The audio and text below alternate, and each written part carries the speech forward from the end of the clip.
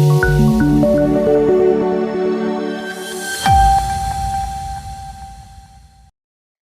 જિલ્લાની 800થી વધુ school van સંચાલકોએ એક સાથે હડતાળ પાડવાનો નિર્ણય કર્યો।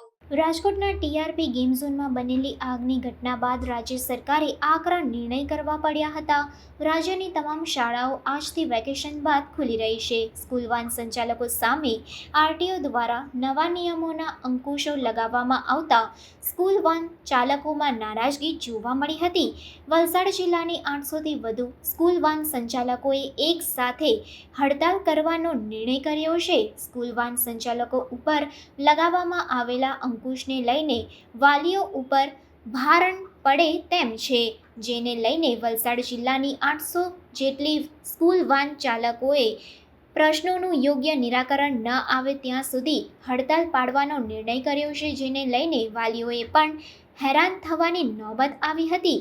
રાજ્ય સરકારે વર્ષ 2019માં સ્કૂલ વાન ખાનગી પાસિંગમાં નહીં ચાલી શકે, તમામ સ્કૂલ વાન ટેક્સી પાસિંગમાં ચલાવવી પડશે। સ્કૂલ વાનની આરસી બુકમાં પાસિંગ થયેલી સીટિંગ કેપેસિટી મુજબ 12 વર્ષથી ઓછી ઉંમર હોય તો ડબલ વિદ્યાર્થીઓ વાનમાં લઈ જઈ શકાશે।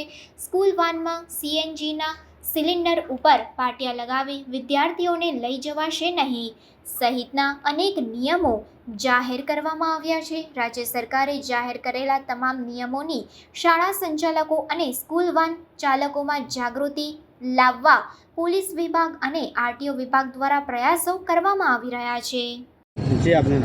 મારું નામ હસનભાઈ કાઝી છે। હું સરસ્વતી સ્કૂલ પર વર્દી કરું છું। હસનભાઈ, આજે જે સ્ટ્રાઇક કરી છે એની પાછળનો મુખ્ય ઉદ્દેશ્ય શું છે ને એને લીધે વિદ્યાર્થીઓ અને વાલીઓએ કઈ રીતે હેરાનગતિ ભોગવવી પડી? આજે જે સ્ટ્રાઇક કરી છે તેનું મુખ્ય કારણ અમારું છે કે આરટીઓ અને પોલીસ અધિકારીઓ તરફથી અમને જણાવવામાં આવ્યું છે ને બેસાડીને અમને માહિતી આપવામાં હતી કે ભાઈ તમારે કમ્પલસરી પીડી નંબર પ્લેટ કરવાની રહેશે। હવે પીડી નંબર પ્લેટ અમે કરાવી શકતા નથી કેમ કે એમનો ખર્ચો બહુ મોટો છે, 40-45 હજારનું બર્ડન આવે છે ને તે 45,000 રૂપિયા સુધી અમે ખર્ચો કરી શકતા નથી। અધિકારીઓને અમે જણાવેલું હતું કે સાહેબ આ તો વસ્તુ અમે કરી નથી શકતા, ને બીજી વસ્તુ કે અગર 12 ને 14 છોકરા જો અધિકારીઓ કહે છે તો તેમાં અમને પોસાય તેમ નથી, જેથી તેના વાલીને બર્ડન પડે કાં તો અમને બર્ડન આવે। અમે લોકોએ વાલી જોડે ચર્ચા કરી છે તો વાલીઓને લગભગ 700-800 રૂપિયાનો વધારો જાય છે આના પછાડી। તો તે વાલી બી અત્યારના જે મોંઘવારીનો જે દોર ચાલે છે, મોંઘવારીનો ટાઈમ ચાલે છે, તેમાં વાલીને પણ એ બર્ડન સહન કરી શકવાની તાકાત નથી અત્યારે।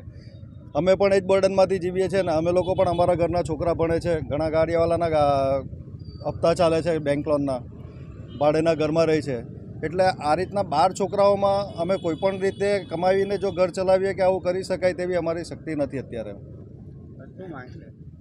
અમારી માંગ એવી છે કે અમને ઓછામાં ઓછા 16 છોકરાઓને પરમિશન આપે ને બીજું કે પીડી નંબર પ્લેટ છોડીને વ્હાઇટ નંબર પ્લેટ પર અમને જે કાયમી ધોરણે અમે કરતા હોય, હું 26 વર્ષથી આ વર્દી લાઇનમાં, અમારા દીપકભાઈ છે, બીજા 4-5 ભાઈ છે, તે લોકો 26-27 વર્ષથી આ જ લાઇનમાં છે ને આજ સુધી જેવું ચાલતું આવ્યું, અમે આજ સુધી કોઈ તકલીફ આપી નથી। રોડ ટ્રાફિક થાય તો અમે પણ કંટ્રોલ ઉતરી જઈએ ઘણી વખતે। એટલે સાહેબને અમે નમ્ર વિનંતી કરીએ છીએ કે ભાઈ અમને જે જૂનું ચાલતું છે વ્હાઇટ નંબર પ્લેટ પર તે 16 છોકરાઓને ઓછામાં ઓછી પરમિશન આપીને અમને ગાડી ચાલવા દે। બાકીના જે ડોક્યુમેન્ટ્સ છે, ગાડીના પેપર્સ વગેરે છે કે ફાયર સેફ્ટીનું છે, અમે લોકો એ બધું કરવા માટે તૈયાર છે।